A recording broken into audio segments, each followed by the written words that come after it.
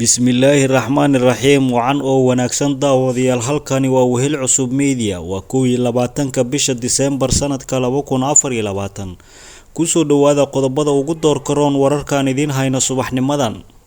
madaxweynaha dowladda federaalka Soomaaliya oo ganacsatada Soomaaliyeed kala hadlay mashruuca Muqdisho cusub iyo dowladda qorshaheeda ku aadan Jubbaland iyo Puntland oo loogu baaqay inay aqbalaan hirgelinta doorasho qof iyo cod ah maamulka iyo shacabka degmada Garbaharey oo taageeray qorshaha dowladda federaalka Soomaaliya ee ku aadan hirgelinta doorasho qof iyo cod ah iyo wararkii ugu dambeeyay dagaalo aad u qaraar oo ka dhacay labadii maalmood ee la soo dhaafay dhulka dowlad deegaanka Soomaalida Itoobiya qodobada iyo qodobo kale ayaad ku daawan doontaan wararkayaga daawadayaal u diyaar garooba iyagii oo faahfaahsan madaxweynaha dowladda federaalka Soomaaliya Xasan Sheekh Maxamuud oo qaar ka mid ah ganacsatada Soomaaliyeed kulan kula qaatay magaalada Muqdisho ayaa kala hadlay mashruuca Muqdishada cusub oo ay dowladda federaalku wado madaxweyne Xasan Sheekh Maxamuud oo kulan la qaatay qaar ka mid ah ganacsatada Soomaaliyeed ayaa ku bogaadiyay sida ay u doonayaan hirgelinta qorshaha Muqdishada cusub oo bedeli doonta muuqaalka caasimadda madaxweyne Xasan Sheekh ayaa tilmaamay in mashruucani uu yahay mid dhammaan ganacsatada Soomaaliyeed ay qayb muhiim ah ku yeelan doonaan taasoo xaqiijinaysa in qorshahani uu noqdo mid Soomaalida leedahay isla markaana mustaqbalka soo socda ay ku faani doonaan jiilasha soo socda madaxweyne Xasan Sheekh Maxamuud ayaa ganacsatada uga mahadceliyay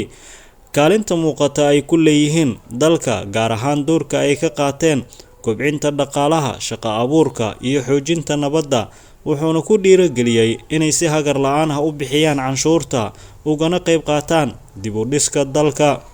ganacsatada Soomaaliyeed ee kulanka la qaatay madaxweyne Xasan Sheekh Maxamuud ayaa dhankooda ballan qaaday in kaalin weyn ay ku yeelan doonaan mashaariicda qaranka iyagoo ka duulaya qorshayaasha lagu xaqiijinayo dib u dhiska iyo horumarka dhaqaale ee dalka Soomaaliya maamul goboleedyada Jubbaland iyo Puntland oo loogu baaqay inay aqbalaan hirgelinta doorasho qof iyo cod ah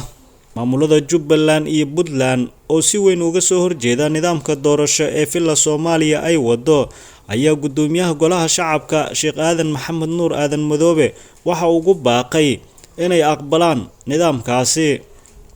Sheekh Aadan Madoobe ayaa sheegay in nasiib xumo ay tahay in waqtigan la joogo ay arkaan dowlad goboleedyo diidan doorashooyinka qof iyo codka ah isagoo ugu baaqay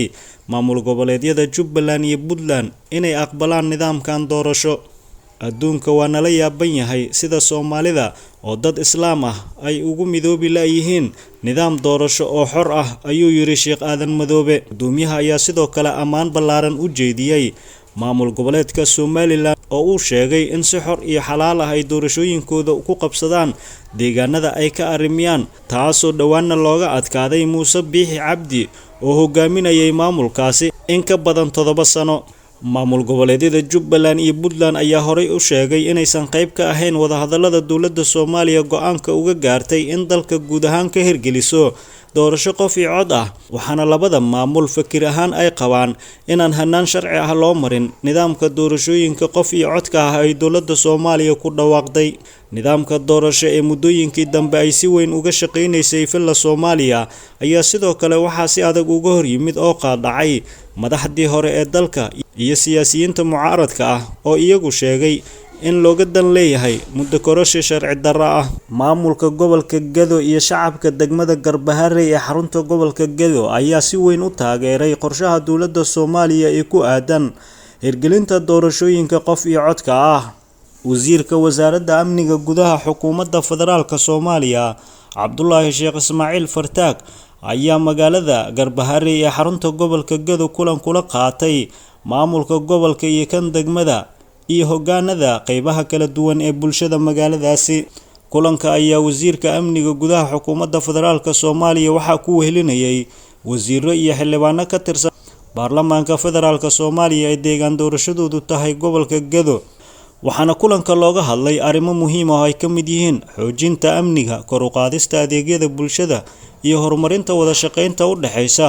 dowladda Soomaaliya iyo bulshada gobolka Gedo wasiirka iyo wafdigiisa ayaa dhageystay warbixino ay soo bandhigeen maamulka degmada iyo qaybaha bulshada kuwaas oo ka hadlayay baahiyaha iyo caqabadaha haysta shacabka ku nool gobolka Gedo. Wasiirka ayaa dhankiisa ku booriyay in door weyn ay ka qaataan shacabka sugidda nabadgelyada iyo taageerada dadaalada dawladdu ku bixinayso dhanka amniga. Wasiir Fartaag ayaa ballan qaaday in dawladda dhexe ay sii xoojin doonto wada shaqaynta kala dhaxaysa maamulka gobolka Gedo kan degmada iyo waliba in mudnaanta ay siin doonaan baahiyaha muhiimka ah ee bulshada reer Gedo. Kulamadan Garbaharey ku dhaxmaray wafdiga Wasiir Fartaag iyo qaybaha kala duwan ee bulshada gobolkaasi iyo maamulka gobolka Gedo ayaa ku soo aadaya iyadoo halkaasi uu ka bilaaban doono abaabul dagaal oo ka dhan ah maamulka Axmed Madoobe iyo kooxda Al-Shabaab. Shacabka iyo maamulka gobolka Gedo ayaa dhankooda muujiyay taageero badan oo ay u hayaan dhaqdhaqaaqa dawladda federaalka Soomaaliya ay ka wado Jubbaland, waxayna sheegeen inay diyaar u yihiin qorshe kasta oo dawladdu ay wadato ayna ku garab istaagi doonaan. Gobolka Gedo waxaa aad looga soo horjeedaa maamulka Jubbaland ee uu hogaamiyo Axmed Maxamed Islaam Axmed Madoobe, waxaana hadda fursad ay ka heleen reer Gedo dawladda federaalka oo sida la sheegay maalmaha soo socda ciidamo badan geyn doonta degmooyinka gobolkaas sida uu yahay qorshaha dawladda ee ku aadan la dagaalanka maamulka Jubbaland. Ugu dambeyntiina xukuumadda dawlad deegaanka Soomaalida Itoobiya ayaa ka hadashay dagaalkii labadii maalin ee la soo dhaafay ka dhacay deegaanka Dawacaley. Xukuumadda dawlad deegaanka Soomaalida ayaa markii ugu horeysay ka hadashay dagaal khasaare badan geystay oo labadii maalin ee la soo dhaafay ka dhacay deegaanka Dawacaley oo ka tirsan gobolka Faafan ee dawlad deegaanka Soomaalida. Dagaalkaas oo u dhaxeeyay dabley hubeysan iyo ciidamada dawlad deegaanka Soomaalida. Xukuumadda dawlad deegaanka ayaa sheegtay in dagaalkan u dhaxeeyay iyaga iyo dableyda hubeysan uu bilowday kadib markii dableydu ay gelinkii dambe ee Khamiistii ay soo weerareen qaar ka mid ah mas'uuliyiinta deegaanka iyo xubno booliis ah oo deegaanka Dawacaley u joogay howlo xalin khilaafaad halkaas ka jiray. Waxaana weerarkaasi ku dhaawacmay hal askari sida lagu sheegay war ka soo baxay xafiiska nabadgelyada dawlad deegaanka Soomaalida Itoobiya. Maalintii xigtay oo ahayd shalay subaxdii ayay dawladdu sheegtay in mar kale dableyda hubeysan ay weerar ku soo qaadeen ciidanka booliiska oo ku sugnaa deegaanka Dawacaley iyo ilaaladii mas'uuliyiinta goobtaasi ku sugnaa. Waxaana weerarkaasi sidoo kale lagu dilay qaar ka mid ah ciidankii goobtaas ku sugnaa, sidoo kalena lagu dhaawacay qaar ka mid ah mas'uuliyiintii goobtaasi joogtay sida lagu sheegay warka ka soo baxay xafiiska nabadgelyada dawlad deegaanka Soomaalida. Ugu dambeyntii xukuumadda dawlad deegaanka Soomaalida ayaa baaq u dirtay shacabka deegaanada colaaddu ka dhacday gaar ahaan deegaanka Dawacaley iyagoo ugu baaqay in nabad laga wada shaqeeyo loona hoggaansamo amarka ciidanka deegaanka ee sugaya guud ahaan amniga deegaanada dhulka Soomaalida.